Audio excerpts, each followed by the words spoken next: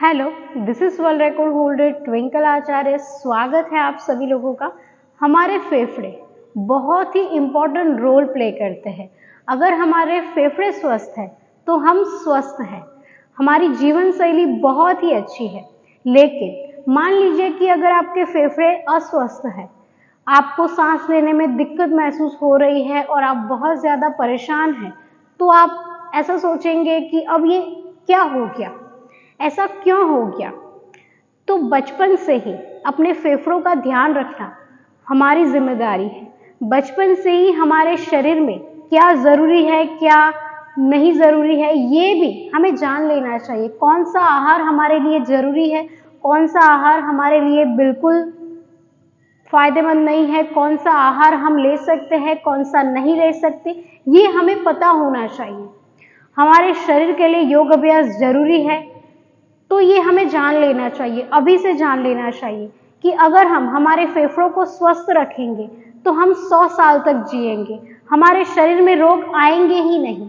तो कितना मजा आएगा, हम आसानी से घूम फिर सकेंगे, हम अपने परिवार के साथ बहुत ज्यादा खुश रह पाएंगे, क्योंकि बीमारियां ही हमारे शरीर को और हमारे जीवन को बहुत दुखद बना देती है और हम बहुत ज्यादा परेशान हो जाते हैं। बीमारियां आती है तब दुख भी साथ में लेकर आती है और हमारे परिवार के सभी सदस्य हमारे लिए बहुत ज्यादा परेशान हो जाते हैं और हम ऐसा सोचते हैं कि अब ये बीमारियां कब जाएगी। तो आपके शरीर में अगर आप अपने फेफड़ों का ध्यान रखते हैं तो ये बीमारियां नहीं आएगी। नियमित रूप से अगर आप योग अभ्यास करते हैं तो ये बीमारियां नहीं आएगी। फेफड़े हमारे शरीर में सभी अंगों तक ऑक्सीजन पहुंचाने का काम करते हैं, यानी कि इनका काम बहुत ज़्यादा बड़ा है। हम तो ऐसा सोच रहे हैं कि हमारे शरीर के अंदर जो अंग है वो तो अपना कार्य कर ही रहे हैं ना, हमें क्या दिक्कत है, हमें क्या परेशानी है। लेकिन अगर आप अपना ध्यान नहीं रख पाते हैं तो आपके अंग भी अपना ध्यान नहीं रख पाएंगे, यानी कि वो आपका ध्यान भी नहीं रख पाएंगे और खुद का भी ध्यान नहीं रख पाएंगे। आपने बहुत सारे लोगों को देखा होगा कि उनका अंग डैमेज हो गया है या फिर उनका गॉल ब्लेंडर निकाल दिया या फिर कुछ भी हो गया, लीवर ट्रांसप्लांट हो गया या फिर बहुत ज़्यादा दिक्कत महसूस हो रही है, आपने देखा होगा। तो ऐसा क्यों होता है?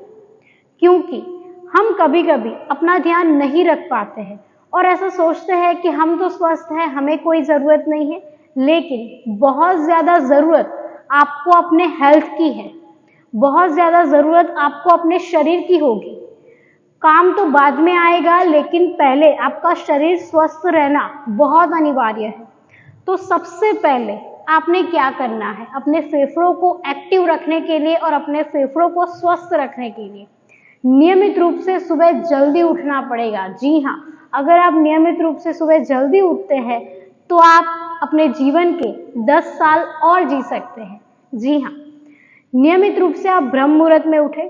अगर आप नहीं उठ पाते हैं तो आप 6 या 7 बजे उठें। सूरज उगने से पहले अगर आप उठ जाते हैं तो आप स्वस्थ हो और आप स्वस्थ भी रह सकते हो।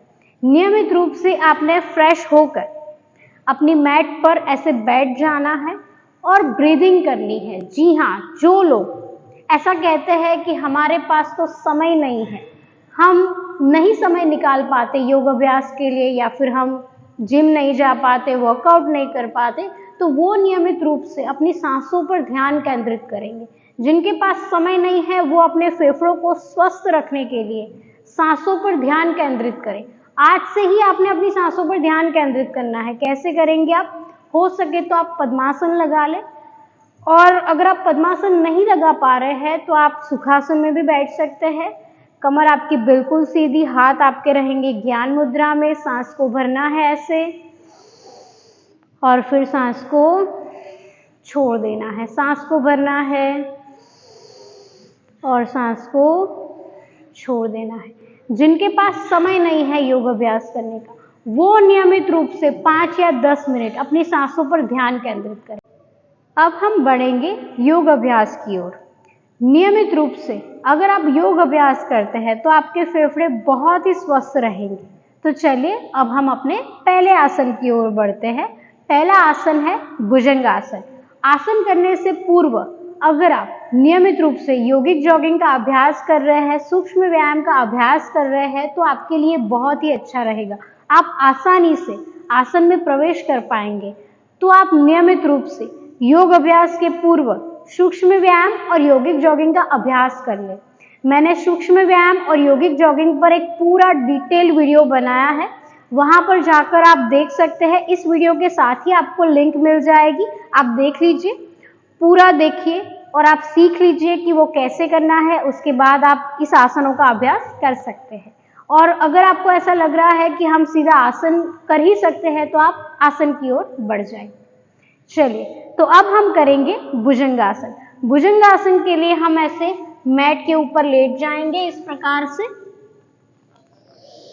3 बार लंबे गहरे श्वास भरेंगे,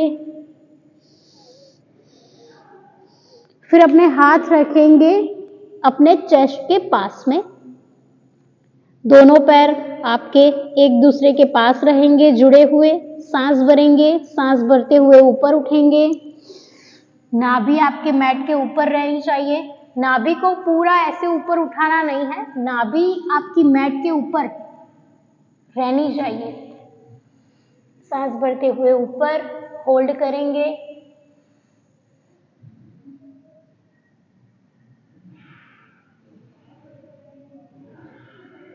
और फिर सांस छोड़ते हुए आराम से नीचे आ जाएंगे। हमारा दूसरा आसन है हलासन। हलासन के लिए हम ऐसे मैट के ऊपर लेट जाएंगे, सांस भरेंगे, दोनों पैर को ऊपर उठाएंगे और जो लोग अपने पैरों को पीछे नहीं ले जा पा रहे हैं, वो ऐसे अर्ध हलासन का अभ्यास कर सकते हैं। और जो लोग अपने पैरों को पीछे लेके जाना चाहते हैं या फिर कर सकते हैं इस आसन को, तो वो पैर को पीछे लेकर जाएं और आसन में बने रहे।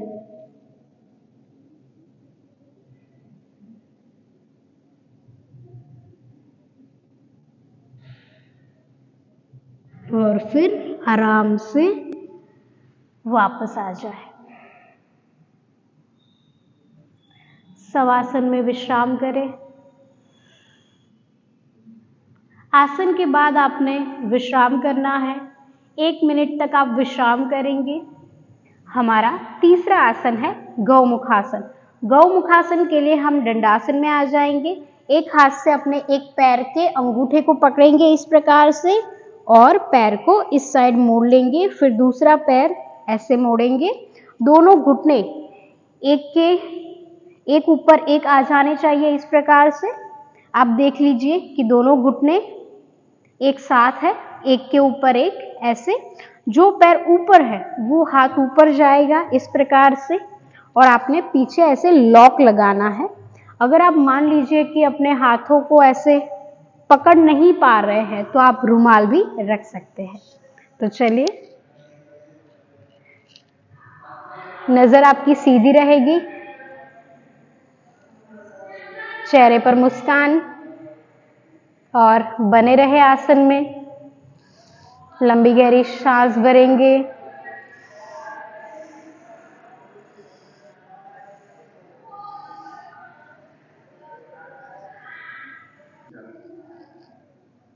अब हम विरुद्ध साइड करेंगे, आसन से बाहर आ जाएंगे।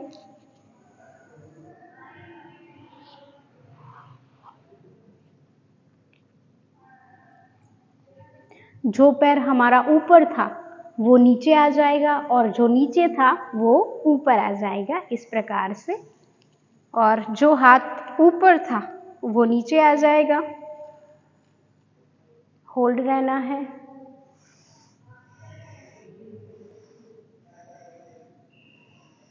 ये आसन आपके फेफड़ों में एक नई जान लेकर आएगा और आपके लिए बहुत ही ज़्यादा फायदेमंद रहेगा। धीरे से आसन से बाहर आ जाए, दोनों हाथों को हिला दें, दंडासन में वापस आ जाएं, अपने दोनों पैरों को हिला दें। तो ये थे आपके आसन जो आपके फेफड़ों को स्वस्थ रखते हैं। और नियमित रूप से अगर आप ये 3 आसनों का अभ्यास करते हैं, साथ में आप प्राणायाम का भी अभ्यास करते हैं, तो आपकी हेल्थ बहुत ही अच्छी हो जाएगी। तो आज के लिए इतना ही, मिलते हैं हम अगले वीडियो में, तब तक के लिए धन्यवाद।